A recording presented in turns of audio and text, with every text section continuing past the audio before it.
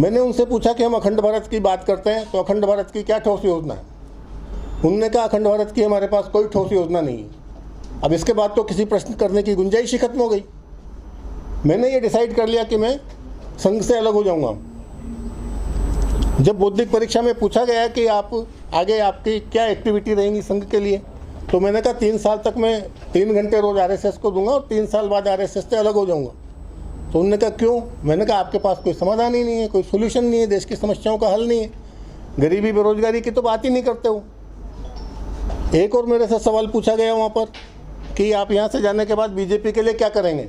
मैंने कहा मैं बिल्कुल बीजेपी के लिए काम नहीं करूँगा। उन्होंने पूछा क्यों? तो मैंने कहा कि मन मेले तन उजरे बगुला भगत अनेक, ताते तो कागा वाले भीतर बाहर एक। मेरे को उसके बाद जब मैंने वहाँ से जाना, संघ में सक्रियता अपनी कम की धीरे धीरे। ऐसा नहीं कि मेरे को कोई गुस्सा आया, कोई लड़ाई झगड़ा हुआ, किसी से नाराज़गी हुई, लेकिन मेरे को लगा कि इस विचार से देश को खतरा है।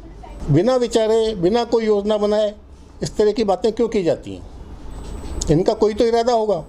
ऐसा तो हो नहीं सकता कि पिछले 90-98 साल से कोई संस्था काम कर रही हो बिना किसी उद्देश्य के। फिर मैं इसकी बहुत गहराई में गया। कुछ घटनाएं मैंने अभी इसमें एक पुस्तक मैंने इसी विषय में लिखी, पूरी विवेचना करते हुए मैं भी उसका ब्रीफ करता हूँ। तो मैं फिर इस गहराई में गया कि ये हिंदुओं में फूट कहाँ से आ गई। जब हिस्ट्री पढ़ी तो हिंदुओं में तो कोई फूट नहीं थी। जब राजा दाहिर सेन पर मोहम्मद बिन कासिम का हमला हुआ सन 700 के अंदर, तो बंगाल के औरतों ने चरखा काटा, पैसे इकट्ठे किए, बंगाल से चंदा इकट्ठा करके सिंध भेजा गया। इससे ज़्यादा और कौन सी राष्ट्रीय एकता चाहते हो आप? इस देश में आज़ादी की लड़ाई लगातार लड़ते रहे।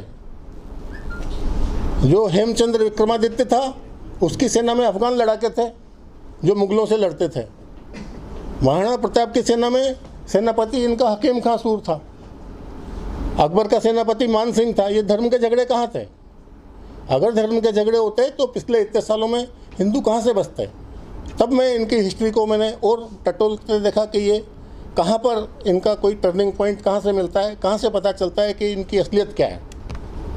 तब मुझे पता चला कि एक किसी भी आदमी को या तो उसके दोस्तों से जाना जा सकता है या उसके आदर्शों से जाना जा सकता है। तो मेरे को एक अजीब कड़ी मिली कि पूरे देश में सिर्फ संघ परिवार एक ऐसा है जो पुष्यमित्र को आदर्श मानता है।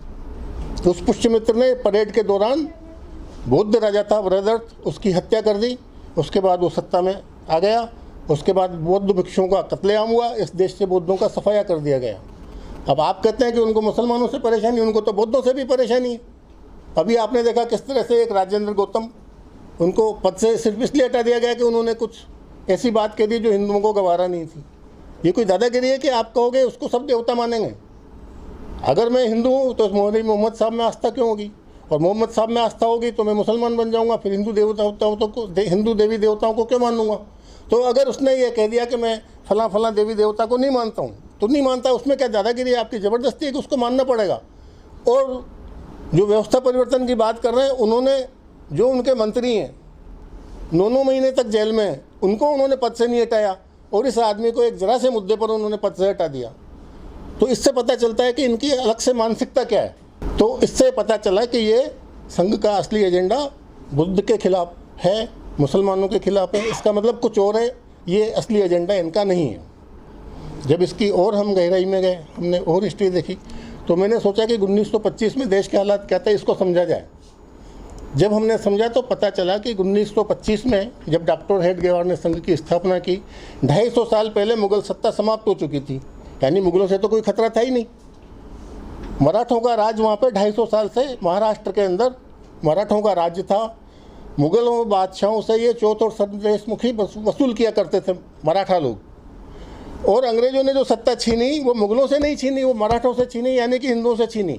तो सत्ता हमसे छीनी अंग्रेज़ों ने और हमारी नाराज़गी मुसलमानों से। ये तो बहुत ही अजीबोगरीब बात हुई। तो इसका मतलब वो नाराज़गी किसी और चीज़ से थी। तो वो नाराज़गी किससे थी? वो एक ही कंटिन्यूटी है, चाहे वो पुष्यमित्र का प्रकरण हो, चाहे अभी का प्रकरण हो। उस टाइम पे ये देखिए कि उस टाइम पे खतरा किससे था और किसको था। मुसलमानों से तो उस टाइम पे हिंदुओं को कोई खतरा नहीं था। आज़ादी के स्वतंत्रता संग्राम में जितने भी नेताओं के नाम आते हैं, कितने मुसलमान हैं? क्रांतिकारियों में कितने मुसलमान हैं? इसका मतलब हिंदू डोमिनेटिंग था उस टाइम पर।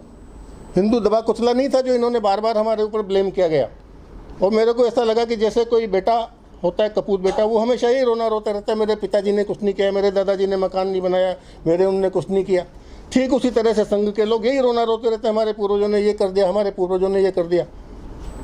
तो समझ में आया कि संघ का जो असली मकसद है वो, क्योंकि जब बुद्ध का सफाया किया गया यहाँ से बौद्ध धर्म का, उसके बाद जो व्यवस्था स्थापित हुई, तो महात्मा बुद्ध के आने के पहले तो वैदिक व्यवस्था थी, लेकिन इन्होंने आने के बाद वैदिक व्यवस्था तो स्थापित नहीं की, कोई दूसरी व्यवस्था स्थापित की। तो वो जो व्यवस्था थी जिसे हम पाखंडवाद कहते हैं, जिसमें कुछ पूंजीपति लोग, कुछ धर्माचार्य लोग पूरे देश के सिस्टम पे कब्जा कर लेते हैं और लोगों को स्वेच्छा से अपना शोषण कराने का मौका देते हैं। इस तरह का उनका ब्रेन वॉश किया जाता है। इसको हम और गहराई में गए कि ये पतन आखिर कब से शुरू हुआ।